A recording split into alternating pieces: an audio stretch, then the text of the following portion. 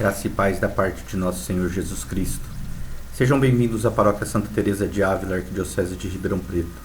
Eu sou o Diácono Hilton Hicks. Prosseguimos com a primeira semana da Quaresma. Hoje nós vamos meditar a liturgia, vamos meditar o Evangelho da segunda-feira da semana da Quaresma, da primeira semana da Quaresma. Depois de irmos com Jesus para o deserto, nós começaremos agora a caminhar com Ele nessa primeira semana que se inicia da Quaresma. Vamos lá, vamos nos colocar em oração, meditando o Evangelho de São Mateus, capítulo 25, versículos de 31 a 46. E a igreja nos propõe ainda na liturgia desse dia o Salmo 19 e o livro de Levítico no capítulo 19. A metodologia da oração não muda.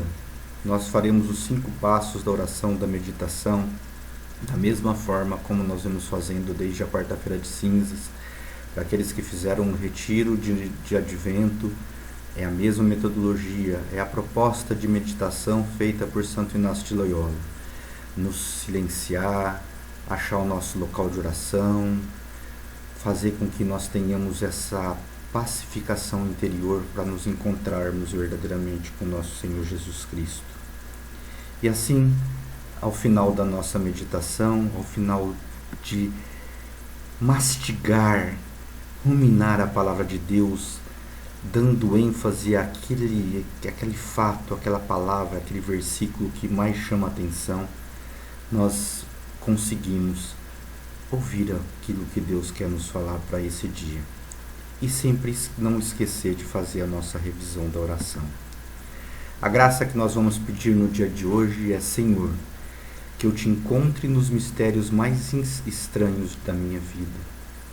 Que eu te encontre, Senhor, naqueles momentos em que eu não entendi nada. Que eu te encontre naquelas coisas que acontecem que eu não sei o significado daquilo. Mas eu tenho certeza que a tua presença existe. Então vamos meditar o Evangelho de São Mateus no capítulo 25, versículos de 31 a 46. Proclamação do Evangelho de Jesus Cristo segundo Mateus. Naquele tempo, disse Jesus a seus discípulos: Quando o Filho do Homem vier em sua glória, acompanhado de todos os anjos, então se assentará em seu trono glorioso. Todos os povos da terra serão reunidos diante dele. E ele separará uns dos outros, assim como o pastor separa as ovelhas dos cabritos, e colocará as ovelhas à sua direita e os cabritos à sua esquerda. Então o rei dirá aos que estiverem à sua direita: Vinde, benditos de meu Pai, recebei como herança o reino que meu Pai vos preparou desde a criação do mundo. Pois eu estava com fome e me destes de comer. Eu estava com sede e me destes de beber. Eu era estrangeiro e me recebestes em casa. Eu estava nu e me vestistes. Eu estava doente e cuidastes de mim. Eu estava na prisão e fostes me visitar. Então os justos lhe perguntarão: Senhor, quando foi que te vimos com fome e te demos de comer, com sede e te demos de beber?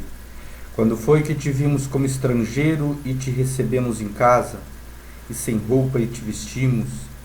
Quando foi que te vimos doente ou preso e fomos te visitar?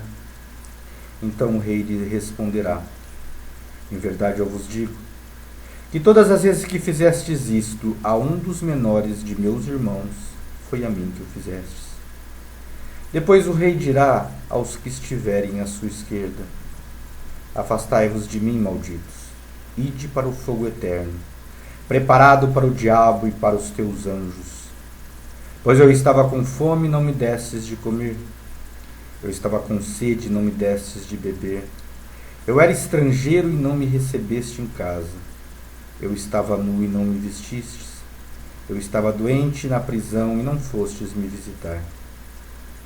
E responderão também eles: Senhor, quando foi que te vimos com fome ou com sede, como estrangeiro ou nu, doente ou preso, e não te servimos?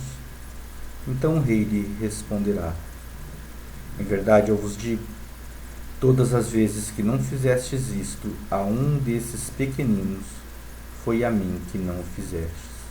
Portanto, estes irão para o castigo eterno, enquanto os justos irão para a vida eterna. Palavra da salvação. Que as palavras do Santo Evangelho perdoem os nossos pecados.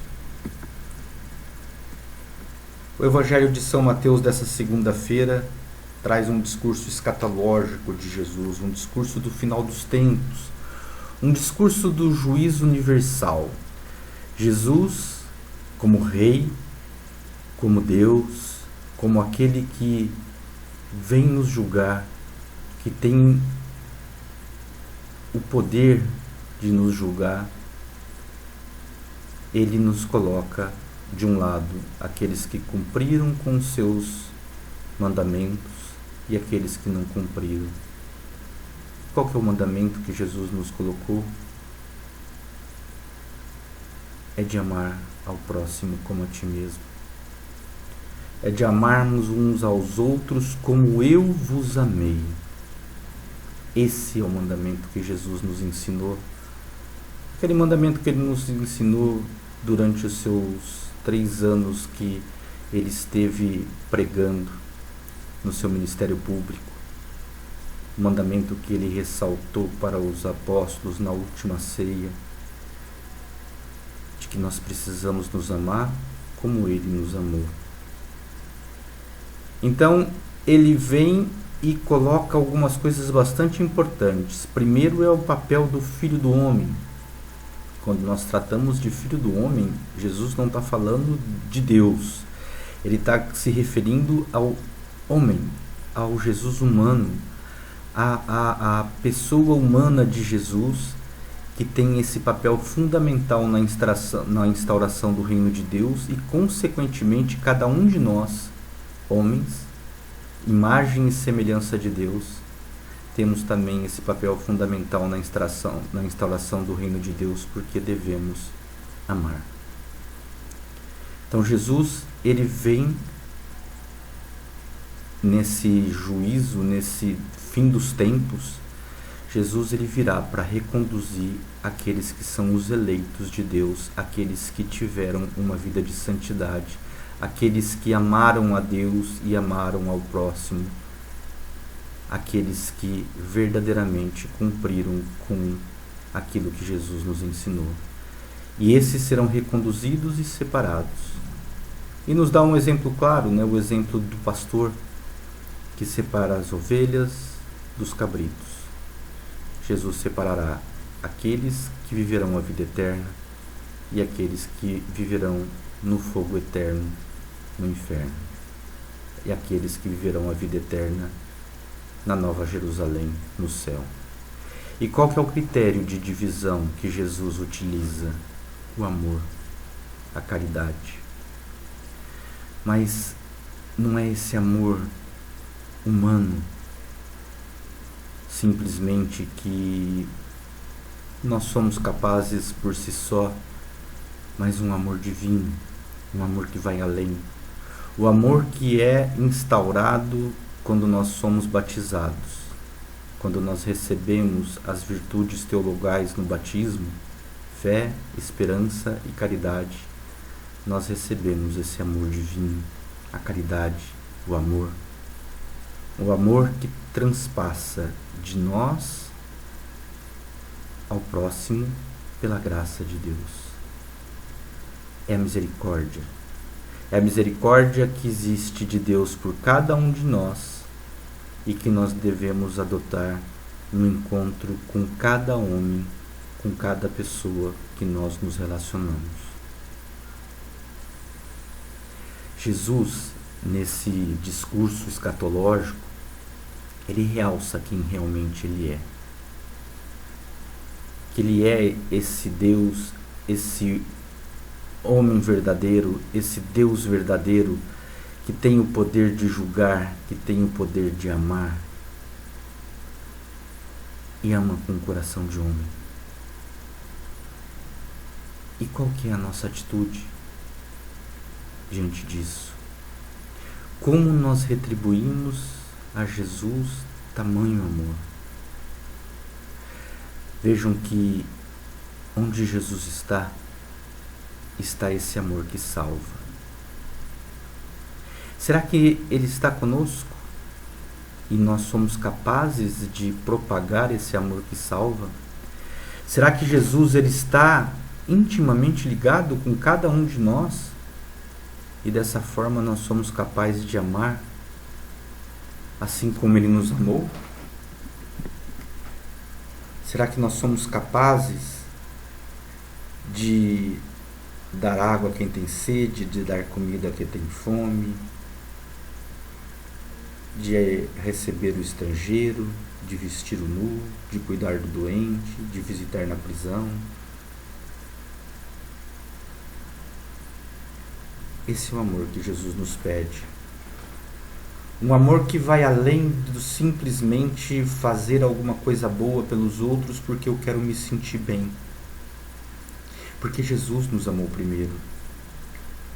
E daí nós transbordamos esse amor até o próximo. Um amor gratuito, um amor de renúncia, um amor ardente e abundante que vai até o sacrifício. Quando nós amamos, nós sofremos, porque nós abrimos mão de alguma coisa para nós, para amar o próximo. Seja uma pessoa que vive no nosso dia a dia, seja uma pessoa que nós acabamos de conhecer.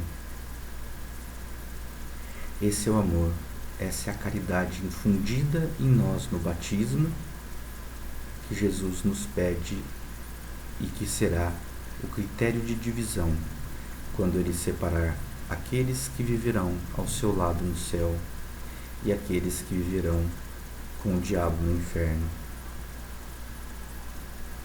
Jesus, Ele nos pede este mandamento, que nós cumpramos esse mandamento, mas Ele nos prepara para isso. Ele nos dá pelo Espírito Santo a graça necessária para que nós possamos amar.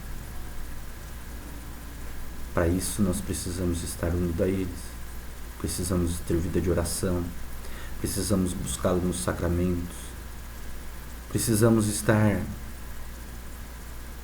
livres de todo o pecado, fazendo uma boa confissão, estando sempre em estado de graça. É isso que Jesus nos pede, que nós amemos, porque é a partir do amor que nós vamos ser separados, divididos, aqueles que vão estar com Ele e aqueles que vão estar com o demônio no inferno, no juízo final, no juízo universal. De que lado você pretende ficar? Você já fez a sua escolha?